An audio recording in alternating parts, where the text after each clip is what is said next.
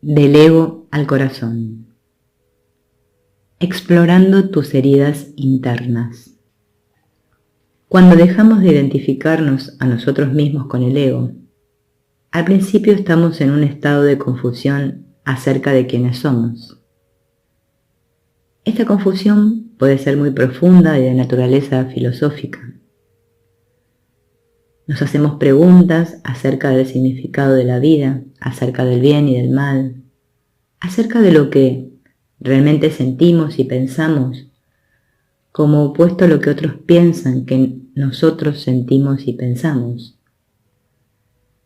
Estas preguntas son repentinamente muy reales para nosotros y tienen una relación directa en las elecciones de vida que hacemos. Nos observamos a nosotros mismos y pensamos, ¿este soy yo? ¿Esto es lo que quiero? En realidad, están dando un paso hacia atrás, un paso dentro de lo profundo, un paso hacia adentro. Comenzamos a ser conscientes de partes más profundas de nosotros, partes que están menos condicionadas por nuestra educación y por la sociedad. Recibimos vistazos de quienes realmente somos. Recordamos que hay una parte de nosotros que no es dependiente de nada de lo que nos rodea, ni de nuestros padres, ni nuestros trabajos, ni nuestras relaciones, ni siquiera de nuestro cuerpo. Esto sucede cuando vagamente sentimos nuestra divinidad, la parte de nosotros que es completamente ilimitada y eterna. Cuando nos demos cuenta de que nuestra expresión actual como un ser humano físico es simplemente un aspecto de nosotros, podemos ir más allá de ella y entraremos en contacto con el ser superior que somos.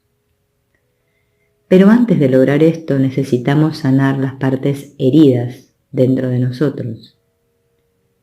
Vivir de acuerdo a los mandatos y demandas del ego ha creado heridas psicológicas dentro de nosotros. El dejar ir la conciencia basada en el ego inicialmente crea confusión, dudas y desorientación. Pero luego de este primer paso, entraremos en una nueva etapa. Esta es la etapa de observar, comprender y sanar nuestras heridas internas. Cuando el ego estaba al control por un buen tiempo, nuestras acciones y pensamientos estaban basados en el miedo. De algún modo hemos perseguido despiadadamente nuestros deseos de poder, reconocimiento y control. Nuestro comportamiento ha estado basado en modelos externos en lugar de estar basado en nuestras propias necesidades verdaderas. No hemos sido capaces de amar realmente a alguien más, ya que el amor se opone completamente a la necesidad de controlar o dominar. Todo este estado de conciencia constituyó un ataque a la integridad de sus almas. El alma sufrió bajo el reinado del ego. Cuando nos libramos de la influencia del ego, este dolor interno se vuelve más visible, es expuesto, desnudo y en carne viva, despojado de máscaras. Sin embargo, todavía no sabemos cómo tratar con este dolor, ya que aún estamos en una etapa de confusión y desorientación. Muy a menudo pasamos a una etapa de juzgar nuestras heridas internas porque ellas parecen llevarnos a modelos de comportamiento negativos, adicción, depresión, impulsos incontrolables, problemas de comunicación, dificultades en las relaciones íntimas. Así, la autocrítica inflige más dolor sobre el alma, quien recién ha comenzado a virar hacia la luz. Ella está dejando ir la necesidad de poder y control. Ella se está volviendo más sensible y entonces se pone al día con la autocrítica. Muchas personas andan errando en este territorio no humano entre el ego y el corazón. Ellos están buscando una realidad más amorosa, pero aún están al alcance de los azotes del ego. En realidad, no son sus heridas internas lo que los hace caer presos de lo que consideramos rasgos negativos en nosotros mismos, sino que es nuestra autocrítica a las heridas lo que causa la negatividad. Si nosotros nos observamos con una actitud de aceptación, no veremos a una persona adicta, depresiva o fracasada, sino que veremos un dolor interno que necesita ser vigilado y cuidado de la manera más gentil y bondadosa posible.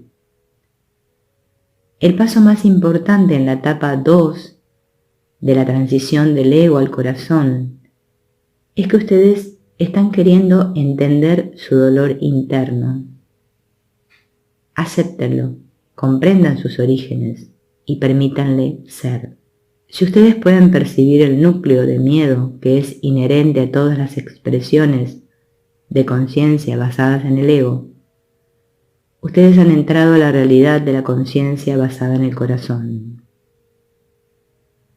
Por más censurable que sea el comportamiento de alguien, si ustedes reconocen el dolor, la soledad y la necesidad de autoprotección que hay debajo, entran en contacto con el alma que está desplegando el comportamiento negativo. Tan pronto como ustedes perciben el alma en temor, son capaces de perdonar. Esto es lo que primero y principalmente sucede en relación con ustedes mismos, en relación con nosotros mismos. Tomemos algo de nosotros mismos que realmente detestamos, algo que realmente nos avergüence y de lo que pensemos que deberíamos habernos liberado tiempo atrás. Puede ser inseguridad, holgazanería, impaciencia, una adicción, algo que ustedes sientan que no debería estar ahí. Ahora, traten de entender el motivo real detrás de este rasgo o tendencia. ¿Qué me obliga a sentir o a hacer esto una y otra vez? ¿Puedo percibir un elemento de miedo dentro de mis motivaciones? En cuanto comprendemos qué es miedo, nos ablandamos por dentro y sentimos algo como: oh Dios, no sabía que estaba tan atemorizado, me ayudaré. Ahora hay tolerancia en nuestras actitudes, hay amor y perdón. Mientras juzguemos los comportamientos basados en el miedo, tales como agresión, adicción, subordinación, vanidad, etc., como malo, pecaminoso o estúpido, nos estaremos juzgando. Pero juzgar es también una actividad basada en el miedo. Cuando juzgamos, nos volvemos más duros por dentro. Algo se aprieta, como labios presionándose entre sí, u ojos volviéndose insensibles. ¿Por qué necesitamos juzgar cosas? ¿Cuál es la urgencia de limitar las cosas a correcto e incorrecto? ¿Cuál es el miedo debajo de nuestra necesidad de juzgar? Es el miedo de enfrentarnos con nuestra propia oscuridad. Es esencialmente el miedo a vivir. Al dejar ir la conciencia basada en el ego, querremos desarrollar una manera completamente nueva de mirar las cosas. Esta forma de mirar puede ser mejor descrita como neutral. Solo se toma nota de lo que es y no se tiene interés en cómo las cosas deberían ser.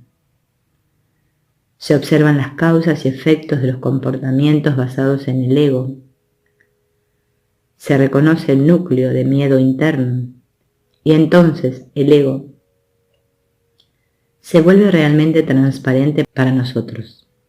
Todos conocemos el miedo.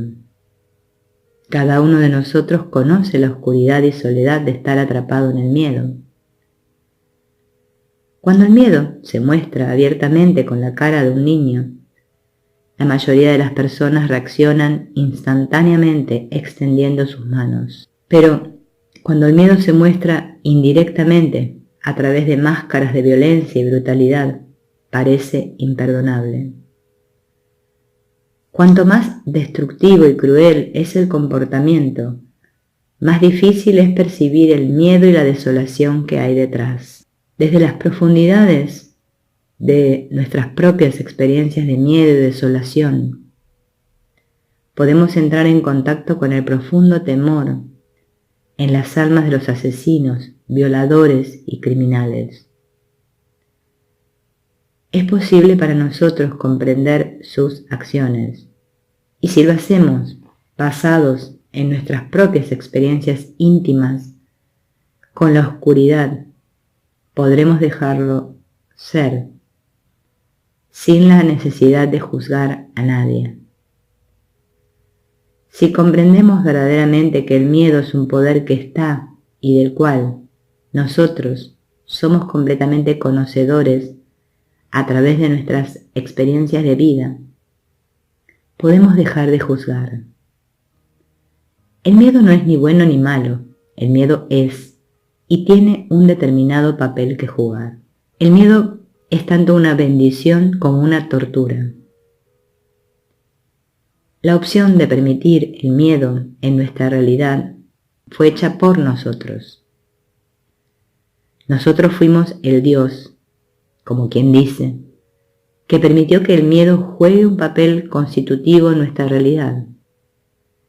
Hicimos esto no para torturarnos a nosotros mismos, sino para crear una realidad que tuviera más sustancia, más plenitud en ella que un mundo basado únicamente en amor. Esto parece increíble, pero capaz que intuitivamente lo podemos comprender. El miedo es una parte viable de la creación. Donde hay miedo, no hay amor. Donde no hay amor, el amor puede ser hallado de maneras nuevas e impredecibles. Un rango completo de emociones pueden ser exploradas, incluso creadas con la ausencia del amor. La ausencia de amor puede sentirse de una variedad de formas. La presencia de amor solo puede sentirse contra el fondo de miedo. De otra manera estaría todo expandido y nosotros no podríamos percibirlo como tal. Por lo tanto, al crear miedo, al catapultarnos a nosotros mismos fuera del océano de amor que nos rodeaba, nos permitimos experimentar amor por primera vez. Nosotros no creamos amor, sino que creamos la experiencia de amor. Necesitábamos un opuesto, algo más que amor. Para hacer esto, usamos al miedo como un instrumento.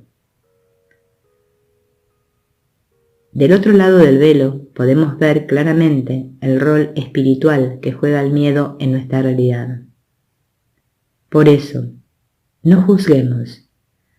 Por favor, no juzguemos al miedo y la oscuridad que trae, ni en nosotros ni en los otros. Fuimos creados desde el amor y al amor debemos retornar. Cuando entramos a la etapa 2 del proceso de transformación del ego al corazón, nos enfrentamos al dolor interno, nuestro miedo, y somos invitados a mirarlo con comprensión y aceptación. Luego de volvernos conscientes de nuestro dolor y miedo interno, podemos ir primero a través de un periodo de autocrítica, en el cual podemos desarrollar comportamiento destructivo. Puede parecer que estamos yendo hacia atrás en lugar de ir hacia adelante. En este punto estamos en la zona peligrosa, el territorio no humano entre el ego y el corazón. Sabemos que tenemos que salir de lo viejo, pero todavía no podemos abrazar lo nuevo. Por lo tanto, quedamos enganchados con la desconfianza en nosotros mismos y la autocrítica. El punto de inflexión es cuando dejamos de juzgarnos a nosotros mismos, por lo menos por un rato.